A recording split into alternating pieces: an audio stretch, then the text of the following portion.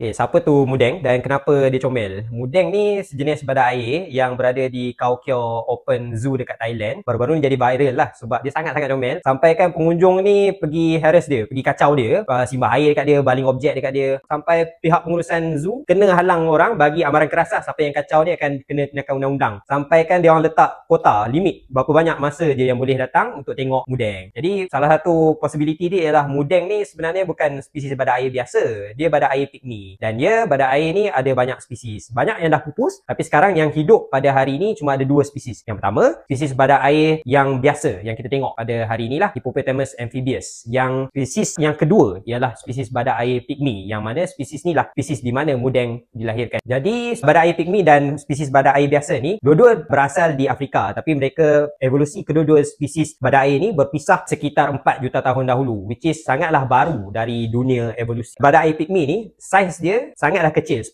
kali ganda lagi kecil daripada spesies badak air biasa. Itulah mungkin possibility yang menyumbang kepada kecomelan mereka lah. Kalaulah badak air pygmy dewasa ni boleh cecah berat sampai 270 kg, kita dah rasa berat. Yang badak air biasa ni boleh sampai 4-5 tan. So nampak beza lah macam mana mereka tu. Mudeng ni kau boleh letak di atas tangan dia, jadi betapa kecilnya dia. Dan walaupun mereka ni kedua-dua spesies badak air yang berbeza, sebenarnya mereka ada satu tabiat yang sama yang kita kena berhati-hati bila pergi dekat zoo, iaitu splash zone. Spesies badak air ni ialah salah satu spesies mamalia yang mana mereka menandakan kawasan mereka dengan menggunakan najis mereka. Tapi bukan takat mereka melepaskan najis di kawasan mereka, mereka akan spray dengan ekor mereka yang comel tu. Mereka akan mengimbang-gibaskan najis mereka untuk menyebarkan najis mereka tu dengan lebih jauh untuk menanda kawasan. Jadi tak tahulah, satu hari nanti Mudeng ni mungkin akan buat tabiat ini, kita tak tahu.